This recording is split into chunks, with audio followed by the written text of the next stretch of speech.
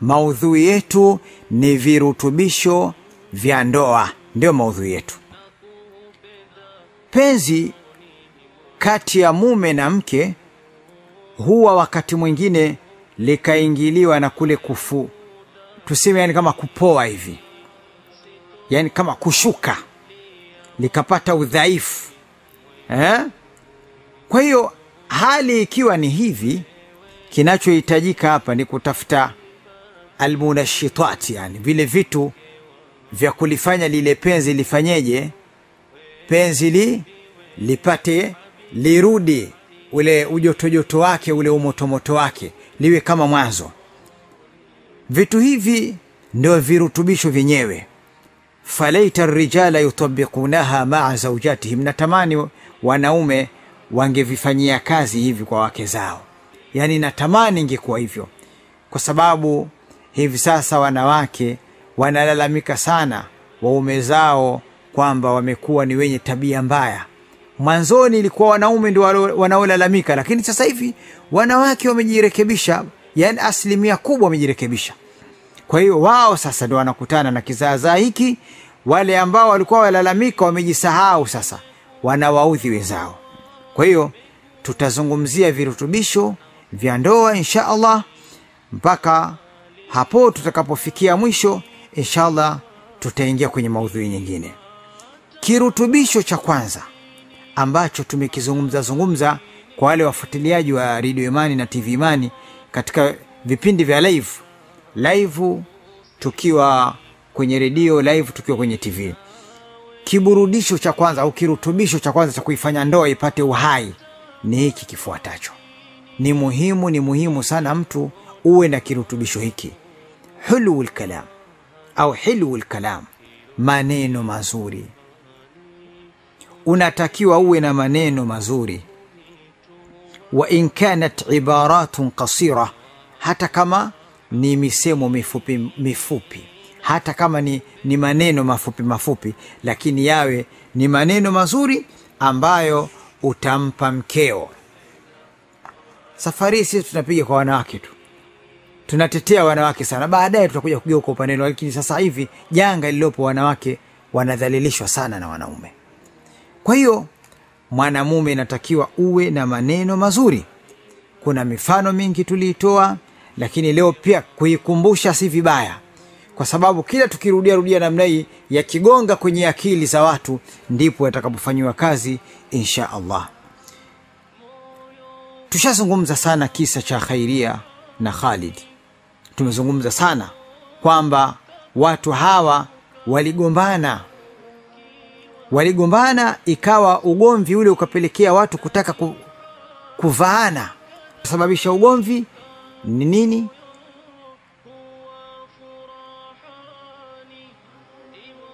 Ni mapazia ya sitting room yalileta matatizo, ikawa watu wamegombana mpaka wakakaribia kupigana au kuachana. Lakini kutokana na hikma na busara na weledi wa mume ambaye ni Khalid, aliuondoa ugomvi huu, aliuondoa utata huu kwa kutumia maneno mazuri, kwa kutumia virutubisho alivyovitumia Khalid katika tatizo hili. Maana ndoa tayari shaka vibaya hapa. Alitumia kirutubisho kutabasam, alitumia kirutubisho kutanazal, yani kushuka chini, na alitumia kirutubisho maneno. Vilikutana mahala pamoja. Angalia virutubisho hivi jinsi gani vilirudisha ndoa mahala pake, yani jinsi gani maji yalirudi kwenye mkondo wake, yalikuwa yashapotea njia. Naam, Khalid alipoona jambo limekaa vibaya sana, Khalid alichokifanya, alitanazal, yani alifanyaje? Kwanza alitabasam. Khalid alitabasam, alafu akafuata maneno, akasema maneno yafuatayo. Katika maneno yafuatayo kunapatikana kitu kushuka chini. Alisema hivi: ana haqiqatan ma ziltu musirran ala anna al-lawn al-abyad huwa al-ansab. Mimi mke wangu bado hakika kabisa bado ni msimamo wangu ni ule ule wa kwamba rangi nyeupe ya mapazia ndiyo ambayo inawafikiana na hapa mahala, yani ndiyo yenyewe hasa inayostahili kukaa katika sitting room, yani mapazia yawe na rangi nyeupe. Alafu akaendelea kusema, lau kama mimi nataka kulilazimisha hili pia kwa nguvu, naweza kulazimisha, lazima pawe na rangi nyeupe, mapazia yawe na rangi nyeupe. Akaendelea kusema Khalid, lakini kwa ajili ya kukutukuza wewe, kwa ajili ya kukuheshimu wewe mke wangu mpendwa, na kwa ajili ya kuheshimu rai yako, saatanazal. Unaona, anatumia kirutubisho chengine, mimi nitashuka, nitakwenda chini, nitashuka kwenye rai yangu ya kutaka pakae mapazia ya rangi nyeupe, nishuke kwenye rai yako wewe unayetaka pakae mapazia ya rangi ya waridi. Kwa nini nafanya hivi? Liannahu laysa almuhimu indi alalwan, kwa sababu kwangu mimi Khalidi muhimu sio rangi za mapazia. Angalia maneno mazuri hao yalivyoifanya nyumba ikawa nzuri, ndio virutubisho vyenyewe. Asema kwa sababu mimi sio ni umuhimu wa mapazia, na sio muhimu kwangu. Umuhimu kwangu mimi, jambo la muhimu kwangu mimi ni wewe kuwa pamoja na mimi siku zote. Hili ndio jambo muhimu. Jambo muhimu kwangu mimi ni mimi kuwa na wewe siku zote, mke wangu, na wewe uwe karibu na mimi kila wakati. Kila wakati uwe karibu na mimi, usiwe mbali na mimi. Maneno haya aliyasema Khalid kumwambia Khairia. Kwa hiyo mke wangu, ninachotaka mimi basi ugomvi uishe. Tufanyeje? Tuelewane. Nimekupa fursa, nimekupa kila kitu, mimi nashuka, tutaweka mapazia unayotaka wewe. Angalia maneno haya mazuri yalivyorudisha ndoa mahala pake. Huyo mtoto wa kike kwa maneno haya aliathirika, kwa sababu huyu mume anaweza kufanya lolote, na anachokitaka yeye atatumia udikteta wake, au kama yeye kama mume ndio atakiwa sikilizwe kwanza, lakini aliacha yote. Kwa hiyo Khairia aliposikia vile alitafakari sana. Alifanyaje? Aliinamisha kichwa chake.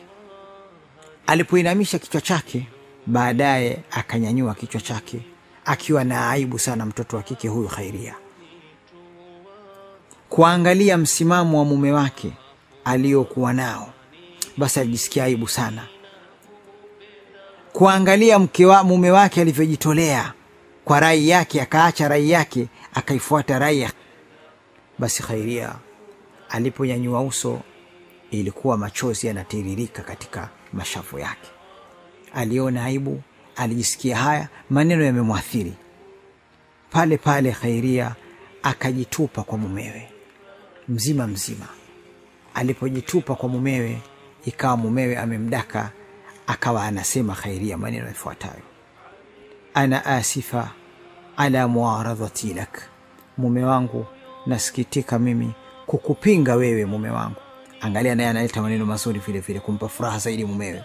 Yani anamwambia mume wangu, mimi nasikitika kukupinga wewe, nisamehe mume wangu. Wa wallah lan nadha fi ghurfati aljulusi illa sataira bayda al-lawn, na apa kwa Allah, hatutoweka katika chumba hiki, sitting room hii, hatutoweka mapazia nawe yataka mimi ya rangi ya waridi, tutaweka mapazia ya rangi nyeupe unayotaka wewe. Wa anta alladhi satakhtaruha, na wewe ndiye ambaye utachagua hayo mapazia unayoyataka wewe, kama ni nyeupe, kama ni nyeusi, wewe unavyotaka. Wama kuntu liughdhiba zawji alghaliya min ajli satair, ilikuwa haitakikani kwangu, haifai kabisa kwangu kumuudhi mume wangu aliyekuwa ghali kwa ajili ya mapazia. Haya ni maneno yanatakikana, maneno mazuri kuwaambia wanawake. Maneno mazuri ni kitu kimoja kizuri sana, ndio virutubisho vyenyewe hivi ndio virutubisho vya maisha ya ndoa. Katika maisha ya ndoa inapokuwa imekwenda ovyo ovyo, inaugua, ina ugonjwa, inataka ipate maneno kama haya. Kweli ndoa ilirudi katika uhai wake. Hicho ni kirutubisho namba 1. Kirutubisho hiki kina maneno mengi sana, maneno mazuri yako aina nyingi sana. Kwa mfano kama haya yafuatayo, ni maneno ambayo yuko mtu mmoja aliyatumia pia kumwambia yake. Nitazungumza kwa Kiarabu kwanza. Yanasema uhibbuk wa awaddu an takuni biqurbi, mke wangu nakupenda na mimi nataka uwe karibu na mimi. Uhibbuka akthara min hubbi lilhayat, nakupenda mke wangu sana kuliko ninavyoyapenda maisha. Wa min hubbi lisamai zarqa, na kuliko ninavyoipenda mbingu iliyo na rangi ya blue. Allati yushbihu launuha launa ainaik, mbingu ambayo inafanana rangi yake na rangi ya macho yako. Uqabbilu yadaik, naibusu mikono yako we mwana wa kike. Uqabbilu kadamaik, naibusu miguu yako we mwana wa kike. Uqabbilu ainaik, nabusu macho yako. Inna ruhi qaribatun jidda min ruhik, hakika roho yangu iko karibu mno na roho yako. Wala ntaghiba suratuka an dhihni, na wala haitokuwa mbali sura yako na akili yangu. Ila liqa, mpaka hapo tutakapokutana tena. Ya hubbi, ewe mpenzi wangu. Ataallam lianni ba'idun ank, napata shida na maumivu kwa sababu mimi niko mbali na wewe. Maneno hayo ndio hayo maneno, I love you, I need you, I miss you, I like you. Ni vitu ambavyo vinatakikana mwanamume jitahidi sana uwe na maneno mazuri. Wanawake wanaathirika na maneno mazuri. Hivi ndio virutubisho vya nini? Vya maisha ya ndoa. Hicho ni kirutubisho cha kwanza. Kirutubisho cha pili cha maisha ya ndoa. Kirutubisho cha pili cha maisha ya ndoa ni kipi? Alibtisama, kutabasam. Kutabasam ni kirutubisho cha pili cha maisha ya ndoa. Kutabasam kuna habari kubwa sana. Tukiangalia katika mahoteli makubwa, sehemu za mapokezi, watu wahudumu wale kwenye mandege na sehemu yote ile, jambo la kwanza ukikutana nao utawaona wanatabasamu. Jambo la kwanza kabisa ukikutana nao utawaona wanatabasamu. Ile tabasamu ni kirutubisho katika sehemu zote za mambo mazuri. Sehemu ya mambo mabaya huwezi kuona kutabasamu. Wewe utaona watu wamenuna tu, watu wametoa macho. Majumbani haitakiwi iwe hivyo. Majumbani inatakiwa watu wawe na tabasamu. Wake wawe na tabasamu, wanaume wawe na tabasamu. Hivi ndivyo inavyotakiwa. Tabasamu min ashali wa asra'i wasaili fathi alqulub.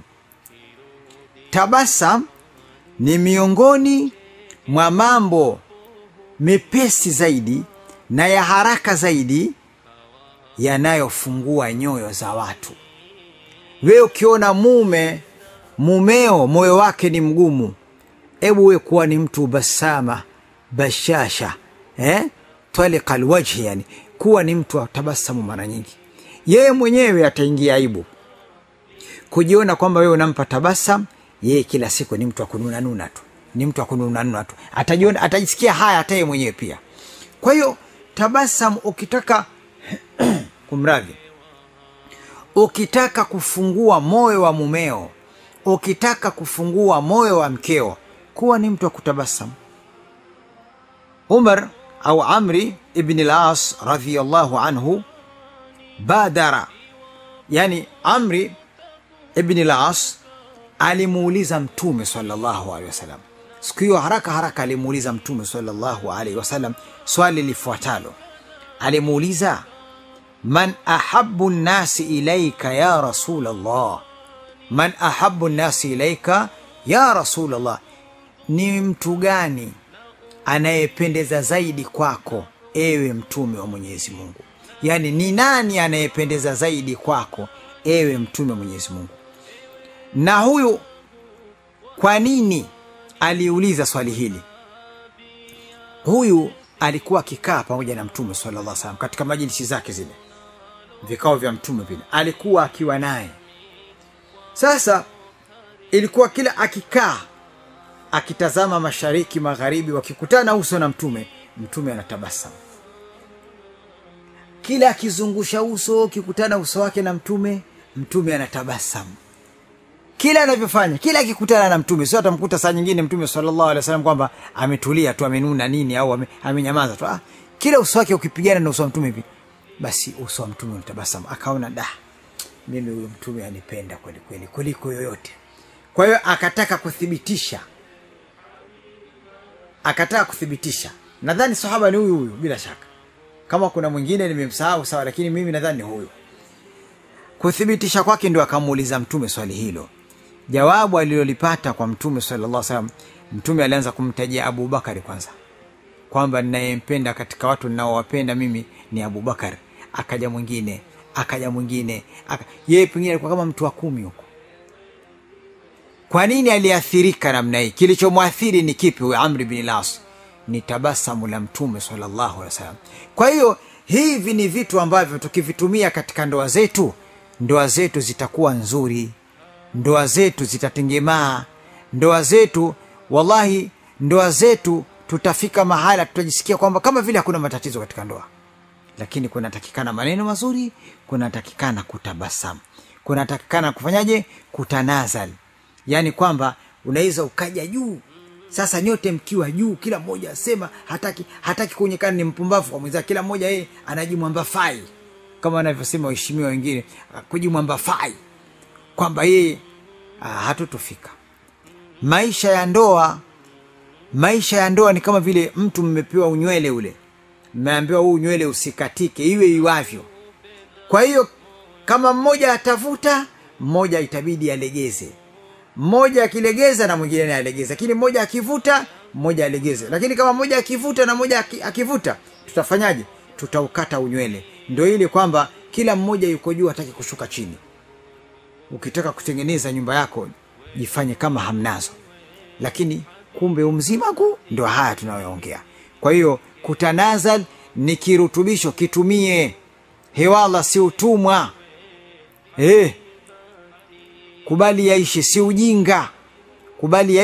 si ujinga. We kubali, ndio mambo yatakwenda. Mtume mwenyewe aliyafanya hayo. Na utume wake uko pale pale. Na tena ndio kama anatufundisha sisi tukifanya yale aliyofanya mtume, maana analifanya ni mafunzo kwetu.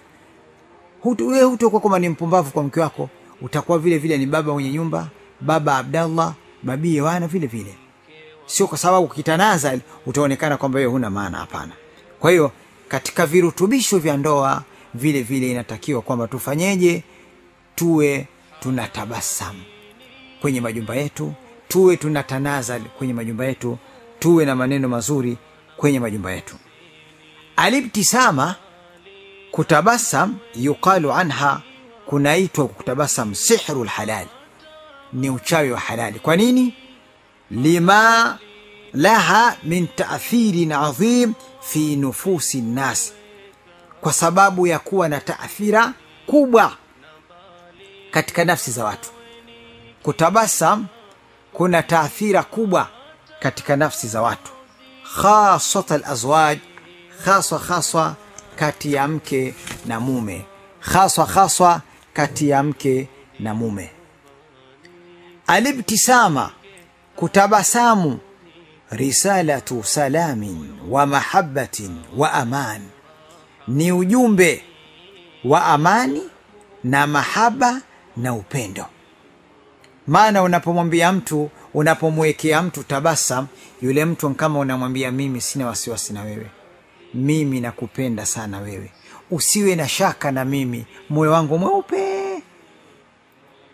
Tutumieni hivi vitu jamani. Naam, qala Rasulullah sallallahu alayhi wasallam, amesema mtume wa Mwenyezi Mungu sallallahu alayhi wasallam, tabassumuka fi wajhi akhika sadaqa, tabasamu lako kwenye uso wa mwenzio, ndugu yako, ni sadaka. Wewe mwanamume, huyu mtoto wa kike ni ndugu yako, ni ukhtuka fil Islam. Na wewe mwana wa kike, huyu mtoto wa kiume ni ndugu yako katika Uislamu, akhuki fil Islam. Kwa hiyo kwa nini usimwekee tabasamu? Na tabasamu ukiliweka unaua ndege wawili kwa jiwe moja. Kwanza unapata thawabu, pili upendo utapatikana. Maana haiwezekani mwenzio akufanyia tabasamu wewe umnunie, utakuwa wewe una utahira fulani hivi. Tutajiuliza huyu vipi? Naam. Kwa hiyo tabasam vile vile ni risala tustiidadi litaawuni fi kulli khair, ni ujumbe wa maandalizi kwa ajili ya kusaidiana katika kila khairi, katika kila jambo. Wa hiya risalatu ihsani dhanni bizawj, na tabasamu pia ni ujumbe wa kuonyesha ihsani, yani kuonyesha dhana nzuri kwa mume. Wa innaha nafyu liisaati dhanni bizawj, vile vile ni unapotoa tabasam kwa mwenzio, yani kama mwambia mimi sina mambo mabaya kwako, mimi siwezi kukufanyia mambo mabaya wewe. Na vile vile ni kwamba kama unamwambia mwenzako mimi nakupenda sana, nikikuona wewe naona raha. Yani tabasamu imepiga kote kote, hakuna ubaya, hakuna tabu, ni utamu tu na raha tu. Kwa nini usiwe na tabasamu ndugu yangu? Kwa ajili ya mkeo, kwa ajili ya mumeo. Jifunze kuwa na tabasamu. Mtume alikuwa bashasha, basama, alikuwa ni mwingi wa bashasha, ni mwingi wa tabasamu. Usiiweke sura yako vibaya mwenzako akashindwa hata kuipiga busu, kwa sababu wallahi billahi jisura la kukasirika la kununa halipigi kibusu. Jisura la kununa stahiki yake ni a'udhu billahi minashaitani rajim. Lakini ukitaka pasiwe na ukame wa mabusu hapo nyumbani, busu ambalo ni kitu muhimu na tutalizungumzia, basi tabasamu, uso weke katika mazingira ya kupigwa busu, na hakuna mazingira mengine zaidi ya kutabasamu. Naam. Alibtisama, kutabasamu. Kutabasamu tudkhilu surura ala qalbi muhibbik. Tabasamu inaingiza furaha katika nini? Inaingiza furaha katika moyo wa mpenzi wako. Tabasamu sio mtu anakuja, mbona umekasirika, mbona uko hivyo mwenzangu, unamtia mwenzako unyonge, unamfanya mwenzako ajielewe vibaya. Inatakiwa tabasamu iwepo, mwenzako akikuona tu na tabasamu na yeye anaunganisha tabasamu. Alibtisama, tabasam taftahu laka alqulub. Tabasamu inakufungulia wewe mioyo ya watu, kaannaha sihr, kana kwamba tabasamu ni uchawi. Walakinahu sihrun abyad, lakini tabasamu ni uchawi mweupe. Innaha tajma'u hawlaka alahbab min kulli makan. Tabasam itakukusanyia marafiki kutoka kila upande. Usiseme hapo nyumbani kwa mke. Tabasam itakukusanyia nini? Marafiki katika kila upande, sio kununanuna. Tabasamu inatakiwa sana. Naam. Wa ila huna nabahana Rasul sallallahu alayhi wasallam. Na mpaka hapa kwa haya tuliyozungumza kuhusiana na tabasamu, mtume pia kazungumza zaidi, katuzindua kuonekana, kwa sababu tabasamu ni katika tabia nzuri. Mtume anatuambia innakum lan tas'u an-nasa bi amwalikum walakin yas'uhum minkum bastul wajhi wa husnul khulq.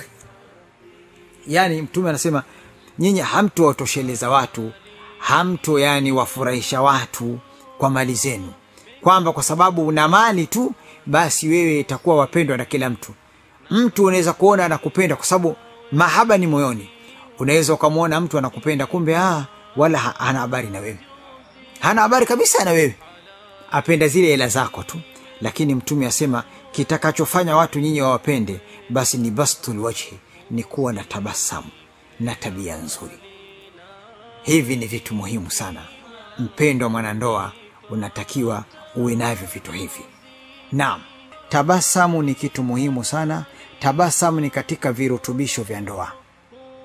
Kushuka baada ya kumepanda juu ukashuka chini kwa ajili ya mkeo au kwa ajili ya mumeo, ukajiona mimi ni mke, ngoja nishuke chini, ni kitu kizuri sana, kinatengeneza ndoa sana. Jingine, maneno mazuri yalimtoa nyoka pangoni. Maneno mazuri yalimtoa nyoka pangoni. Hivi ni vitu muhimu sana sana watu wanatakiwa wawe navyo katika maisha ya ndoa, kwa sababu nyoyo za watu zinakongwa na tabia nzuri. Mtume, kama tulivyozungumza kwamba Mtume sallallahu alaihi wasallam ametuambia kwamba hamwezi kuwaridhisha watu nyinyi, hamwezi kuwafikisha watu mnapotaka kwa mali zenu, kwamba mkiwapa mali ndio mtawaridhisha. Hapana, cha kuwaridhisha ndugu zenu, kuwaridhisha wake zenu, kuwaridhisha waume zenu ni kufanyaje? Ni bastul wajhi, ni kuwa na tabasamu, halikadhalika kuwa na tabia nzuri. Tabia nzuri ndio huko kuwa na tabasamu. Maana hata Mtume sallallahu alaihi wasallam alimsifu mtume wake hata Mwenyezi Mungu Subhanahu wa Ta'ala alimsifu Mtume Muhammad sallallahu alaihi wasallam kwa kumwambia yeye ana tabia nzuri pale aliposema wa innaka la'ala khuluqin adhim, hakika wewe Muhammadi una tabia nzuri. Hakumsifu na jambo jingine lolote zaidi ya kumsifu na nini? Na tabia nzuri. Tabia nzuri ni silaha. Yamesemwa mengi na watu kuwapa nasaha watoto wao, kuwapa nasaha ndugu zao kwamba unaenda kwa watu, nenda kaishi nao vizuri. Na miongoni mwa tabia nzuri ndio hizo tulizozitaja: kutabasam, kuwa na maneno mazuri, sio majibu ya ovyo ovyo, majibu ya kifidhuli. Hapana, kaa na watu vizuri, kuwa nao na tabasam, na haswa mke wako hapo nyumbani, na haswa mume wako hapo nyumbani. Hawa ni watu muhimu sana kwako, inatakiwa ukae nao vizuri. Insha Allah, panapo majaliwa tutakutana katika